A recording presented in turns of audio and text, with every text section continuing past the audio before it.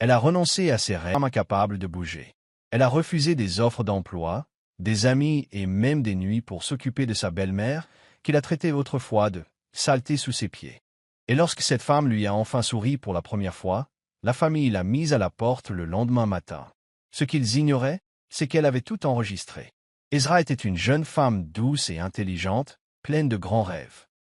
En épousant Rami, elle croyait avoir trouvé la paix. Rami était calme et respectueux, et sa famille semblait chaleureuse au premier abord. Il souriait à bord. Il souriait beaucoup et l'accueillait avec gentillesse, du moins c'est ce qu'elle pensait. Mais derrière ces sourires, il y avait quelque chose de faux.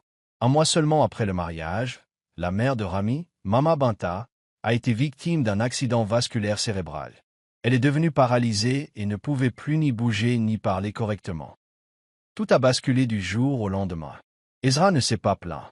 Elle aurait pu dire non. Elle aurait pu s'en aller. Mais elle ne l'a pas fait. Au lieu de cela, elle a abandonné son travail, ses projets, et même le temps passé avec ses amis, juste pour emménager dans la maison familiale de Rami et s'occuper de Mama Binta. Elle la lavait, la nourrissait, la lavait et s'assurait qu'elle se sente en sécurité chaque jour. Ezra ne l'a pas fait pour être félicitée. Elle l'a fait parce qu'elle avait bon cœur. Elle croyait qu'il fallait faire le bien, même quand c'était difficile. Mais ce qu'elle ne voyait pas, c'est que l'amour dans cette maison était factice. Les sourires de la famille étaient des masques. Ils aimaient qu'elle se sacrifie. Ils n'avaient simplement jamais prévu de la remercier. Chaque matin, Ezra se levait tôt pour commencer sa journée. Elle apprenait à déplacer Mama Binta sans la blesser, à lui parler doucement, même sans réponse. Elle lui préparait même un repas spécial. Mais personne dans la famille ne l'aidait. Personne ne la remerciait. Ils se contentaient d'observer, de sourire en public et de chuchoter en privé. Ezra ne le savait pas encore, mais elle vivait dans une maison où l'amour n'était que pour la forme et où la vraie gentillesse comme la sienne était traitée comme une faiblesse. Pourtant, elle restait, convaincue que l'amour pouvait tout arranger. Mais cette famille allait lui prouver le contraire. Chaque jour, Ezra se réveillait avant le soleil. Ses mains étaient fatiguées, son dos lui faisait mal, mais elle ne s'arrêtait pas. Elle nettoya toute la maison, prépara le petit déjeuner pour tout le monde, puis se rendit directement dans la chambre de Mama Binta. Elle souleva doucement la vieille femme, la nettoya, l'habilla et la nourrit lentement. Elle lui donna ses médicaments, lui essuya le visage et lui parla doucement, même si Mama Binta ne pouvait pas toujours répondre. Ezra faisait tout cela avec soin, comme si elle prenait soin de sa propre mère. Mais pendant qu'Ezra travaillait si dur, le reste de la maisonnée restait assis, à regarder. Les sœurs de Rumi fronçaient le nez et disaient qu'elles sentaient le médicament ou l'hôpital.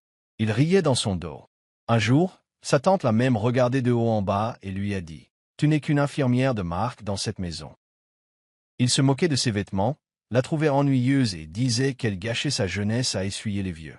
Personne ne l'a aidée. Personne ne lui a proposé de répit. Et pire encore, personne ne l'a jamais remerciée. Pas une seule fois. Parfois, Ezra pleurait en silence dans la salle de bain, laissant l'eau cacher ses larmes. Son ancienne vie lui manquait, son travail, ses rêves, son rire.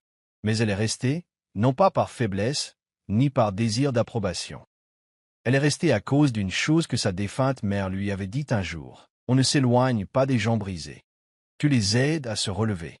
Cette seule phrase lui a donné de la force. Elle lui a rappelé pourquoi elle faisait tout ça. Ce n'était pas pour la famille. Ce n'était pas pour recevoir des compliments.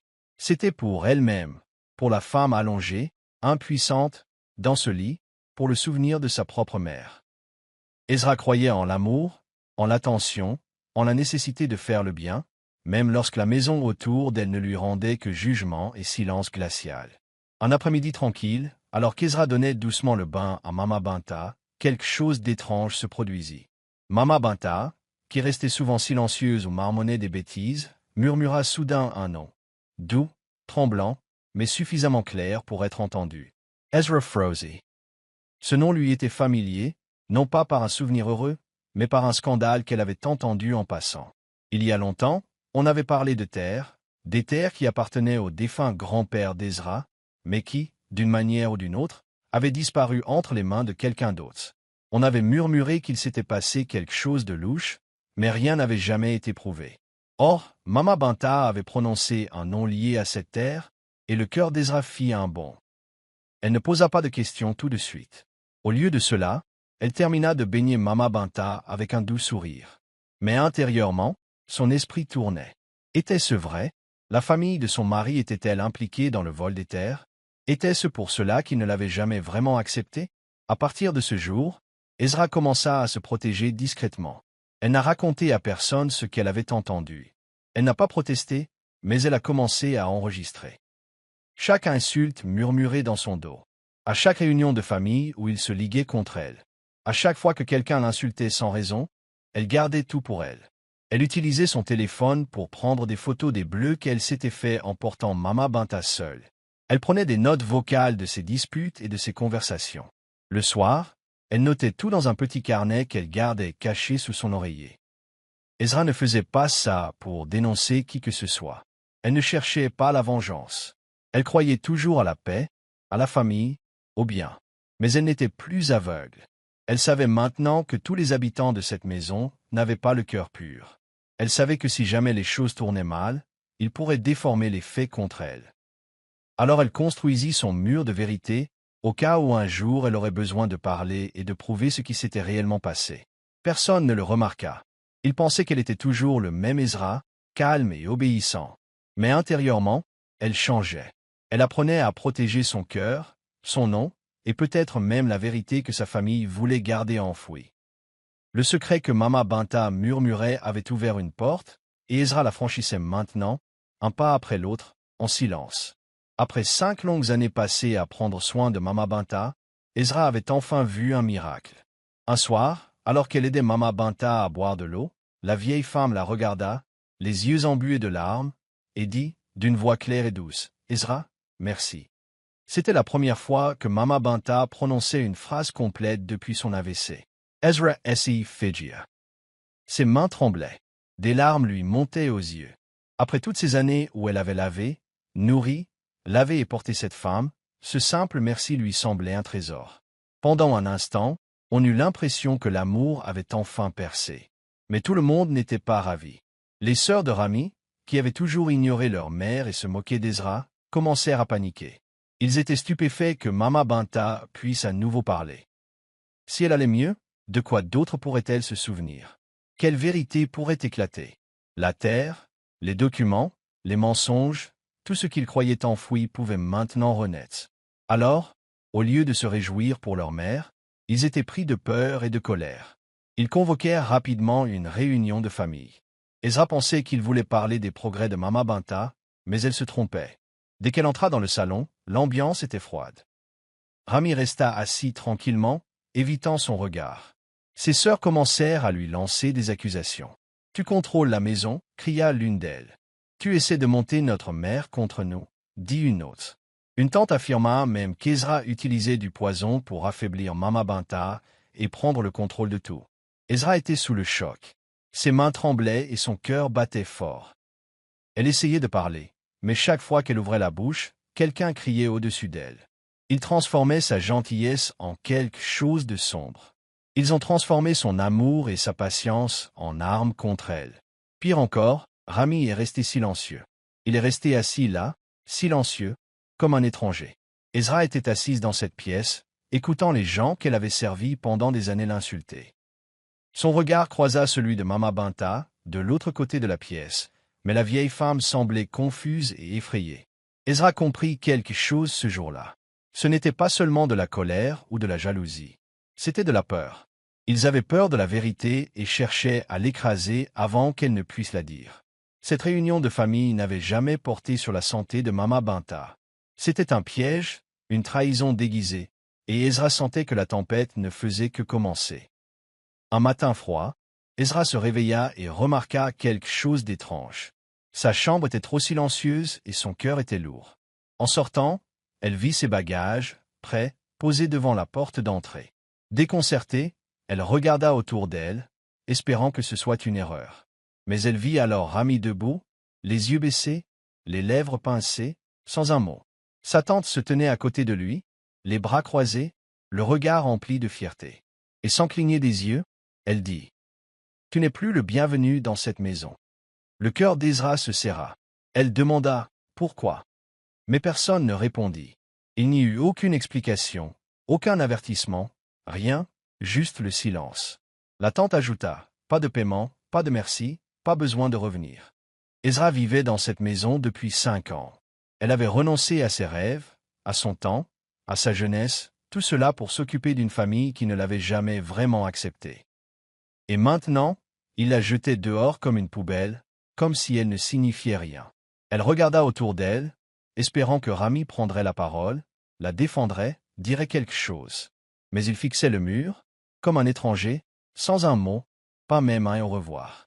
Le regard d'Ezra se tourna lentement vers Mama Binta, assise tranquillement sur sa chaise. Leurs regards se croisèrent, l'espace d'une seconde, le monde se figea. Mama Binta regarda Ezra avec tristesse, ses lèvres remuant lentement. Elle n'a pas parlé assez fort pour que les autres l'entendent. Mais Ezra a compris ces mots. « Je suis désolé. » Ces excuses silencieuses brisèrent Ezra plus que la trahison. Cela signifiait que Mama Binta connaissait la vérité, mais ne pouvait l'empêcher. Ezra prit une profonde inspiration. Elle n'a pas crié. Elle n'a pas supplié. Elle n'a pas pleuré devant eux. Elle prit discrètement son téléphone, le petit sac où elle avait caché ses enregistrements, et sortit. Personne ne la suivit. Personne ne s'en soucia. Elle sortit, l'air froid lui fouettant le visage. Mais elle garda la tête haute. Pas de chaussures, pas d'argent, pas de maison. Mais elle avait une chose, sa dignité. Ils l'avaient chassée, pensant qu'elle était faible, mais ils ignoraient qu'elle s'était préparée à ce moment. Elle s'en alla avec une force tranquille, sachant que la tempête était loin d'être terminée. Et la prochaine fois, elle ne serait pas prise au dépourvu. Dans une petite chambre d'auberge à la peinture écaillée et au ventilateur cassé, Ezra était assise seule au bord d'un lit dur. Ses yeux étaient fatigués, son cœur lourd, et tout lui semblait comme un cauchemar. Elle n'avait ni famille, ni mari, ni réconfort. Juste un petit sac et son téléphone. Elle sortit la carte mémoire où elle avait sauvegardé des photos et des vidéos de son séjour chez Rami. Au début, son plan était simple. Supprimer tout et essayer d'oublier. Lâcher prise. Passer à autre chose. Mais quelque chose l'en empêcha. Une petite voix intérieure lui dit de vérifier une dernière fois. Elle inséra donc la carte dans son téléphone et commença à faire défiler les pages. Parmi les photos où elle cuisinait, faisait le ménage et prenait soin de Mama Binta, elle aperçut une vidéo dont elle ne se souvenait pas avoir enregistré. Curieuse, elle appuya sur « Play ». Ce qu'elle entendit ensuite la figea. C'était la voix de Mama Binta. Douce, tremblante, mais claire. Ezra S.E. Pincha plus presse. La vieille femme parlait toute seule, pensant peut-être que personne ne l'écoutait. Dans la vidéo, Mama Binta dit « Je les ai suppliés de ne pas faire ça. J'ai dit aux filles que la terre appartenait au grand-père d'Ezra. Mais ils ont falsifié les papiers. Ils ont changé les noms. Ils voulaient tout pour eux. » Ezra reste bouche bée. Son cœur battait fort. Elle le rejouait encore et encore. C'était vrai. Son instinct avait toujours été bon. Cette terre, celle pour laquelle son grand-père avait travaillé dur, lui avait été volée. Pas perdue. Volée. Par les mêmes personnes pour qui elle cuisinait, nettoyait, prenait soin. Les mêmes qui se moquaient d'elle, l'utilisaient et la jetaient comme un déchet. Elle avait la preuve. Une preuve concrète et solide. Ses mains tremblaient tandis qu'elle enregistrait la vidéo dans un dossier sécurisé. Elle a sauvegardé 2 fois, une fois dans le cloud, une fois sur son ordinateur portable. Pendant des années, elle pensait simplement se rendre utile. Mais maintenant, elle réalisait qu'elle était entourée de gens qui arboraient de faux sourires et cachaient des couteaux tranchants derrière leur dos. Elle se rassit, respirant lentement. Sa tristesse s'est peu à peu transformée en autre chose. De la force, du feu. Elle n'était plus seulement une femme brisée. C'était une femme qui tenait la vérité entre ses mains. Et cette vérité, cachée dans une simple carte mémoire, avait le pouvoir de tout changer. Ils avaient essayé de l'enterrer, mais ils ignoraient qu'elle était une graine. Et maintenant, elle était prête à ressusciter. Ezra ne pleurait plus. Elle n'a supplié personne de la comprendre. Au contraire, elle a avancé à pas feutrés, avec assurance et intelligence. Un matin, elle entra dans un centre d'aide juridique, son sac contenant fermement la carte mémoire, les documents et toutes les petites choses qu'elle avait secrètement amassées pendant son séjour chez Rami. Elle y rencontra une avocate bienveillante qui écouta attentivement Ezra lui expliquer tout, de la prise en charge de Mama Binta aux insultes, en passant par le vol de terre par sa famille. Puis elle fit écouter l'enregistrement des aveux de Mama Binta. La salle se tut. Les avocats étaient sous le choc. Ils n'avaient jamais vu quelqu'un apporter des preuves aussi claires et convaincantes. Vidéo, enregistrements vocaux, photos. Elle avait même signé des papiers. Ezra avait tout gardé en sécurité, non pas pour détruire, mais pour se protéger. Avec leur aide, elle a intenté une action en justice contre les sœurs et la tante de Rami. Elle a également dénoncé les années de maltraitance subies par les aînés, comment Mama Binta était ignorée par ses propres enfants, tandis qu'Ezra prenait soin d'elle comme une infirmière, sans salaire ni remerciement. Mais Ezra ne s'est pas arrêté là. Elle a mis son expérience à profit pour aider les autres en silence. Une petite start-up spécialisée dans les soins l'a trouvé en ligne et lui a demandé conseil. Elle a accepté, mais est restée anonyme. Elle ne voulait pas devenir célèbre. Elle voulait simplement se rendre utile, transformer sa souffrance en un but. Elle leur expliquait comment prendre soin des personnes âgées malades avec amour, comment se protéger des situations familiales abusives et comment repérer les signaux d'alarme avant qu'il ne soit trop tard. Un jour, une personne de la start-up a publié un court extrait de l'histoire d'Ezra en ligne, sans son nom. Juste son parcours. Internet explose. Les gens l'ont partagé encore et encore. Beaucoup ont pleuré. Certains étaient en colère. D'autres ont dit « c'est moi ». J'ai vécu cela aussi.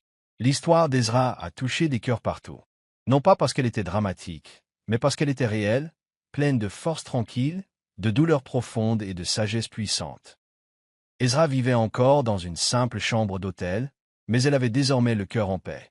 Elle n'était plus une victime. Elle s'élevait, non pas par le bruit, mais par la puissance.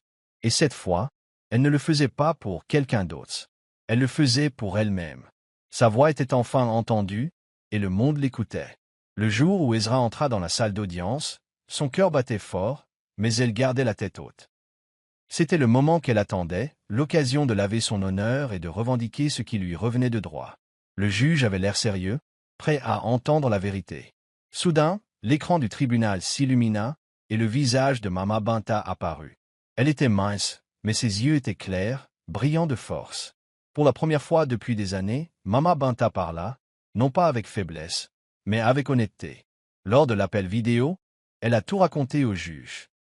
Elle a raconté comment Ezra prenait soin d'elle chaque jour, la soulevant lorsqu'elle ne pouvait pas bouger, la nourrissant et ne demandant jamais rien en retour.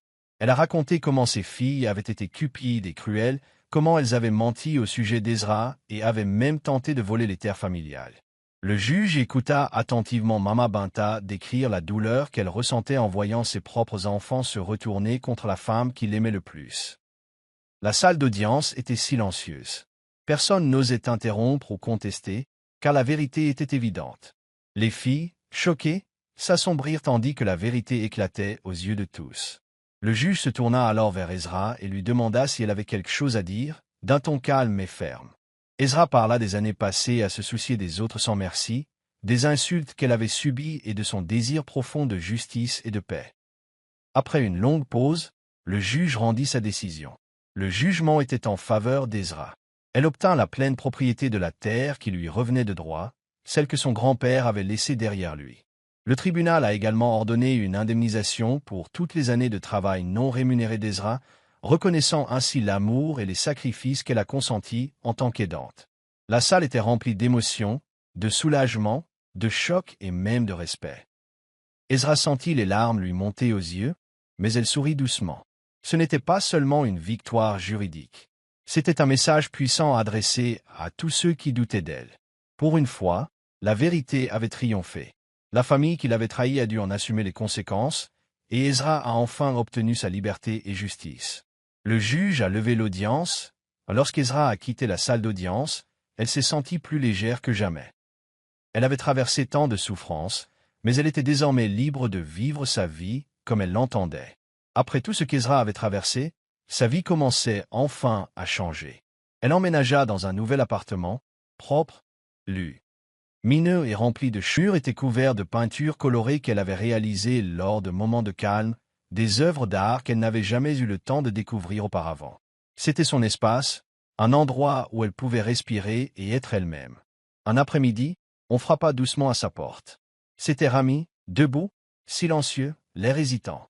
Il était revenu après toute cette douleur et ce chaos, espérant réparer ce qui s'était brisé entre eux. « Ezra, dit-il d'une voix basse et tremblante. Je ne comprenais pas ce qu'il faisait. Je n'ai jamais voulu te blesser. » Mais Ezra le regarda avec calme. Elle voyait qu'il était désolé, mais la vérité était plus profonde que l'ignorance. « Tu t'en fichais » dit-elle doucement, d'une voix ferme, mais dénuée de colère. Elle ne criait ni ne pleurait. Elle n'avait plus aucune envie de se battre. Elle avait appris à son cœur à choisir la paix plutôt que la douleur. Le visage de Rami s'assombrit, réalisant qu'il ne pouvait pas revenir et effacer les années de trahison et de silence.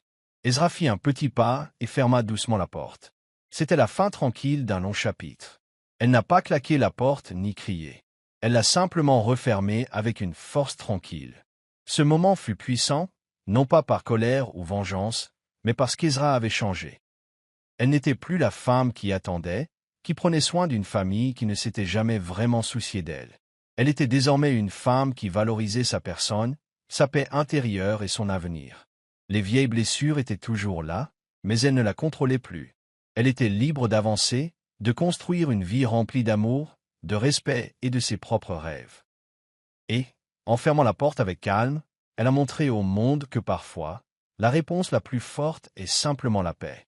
Des mois après tout cela, Ezra a fait quelque chose d'incroyable. Elle a ouvert une maison d'accueil pour les femmes âgées qui, comme Mama Binta, avaient été abandonnées et oubliées par leur famille. Elle l'a baptisé « Les Mains de Mama », un lieu empreint d'attention, d'amour et de respect. Cette maison n'était pas qu'un simple bâtiment. C'était un espace sûr où ces femmes pouvaient se sentir valorisées et véritablement entourées, ce qui, selon Ezra, leur manquait depuis si longtemps. La toute première personne qu'Ezra invita à y vivre fut Mama Binta. Mais il ne s'agissait pas de vengeance ou de colère. Il s'agissait de pardon et de force. Ezra savait que s'accrocher à la haine ne ferait que la blesser davantage. Au lieu de cela, elle a choisi d'offrir à Mama Binta un lieu où elle pourrait guérir, entourée de bienveillance. Ce fut un moment magnifique qui a montré que même après la douleur, la compassion peut exister. Pendant ce temps, le reste de la famille observait la scène de l'extérieur. Ils voyaient ce qu'ils avaient perdu, la chance de garder une femme qui avait tout donné, même si personne ne l'appréciait. Ezra était comme de l'or enfoui sous la poussière, et ils n'ont jamais réalisé sa vraie valeur avant sa disparition. Le silence de la famille était pesant. Ils comprirent trop tard que le cœur et les mains d'Ezra avaient bâti quelque chose de puissant, quelque chose que personne d'autre n'aurait pu faire.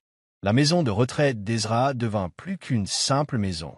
Elle devint un symbole d'espoir et de courage pour tous ceux qui se sentaient oubliés.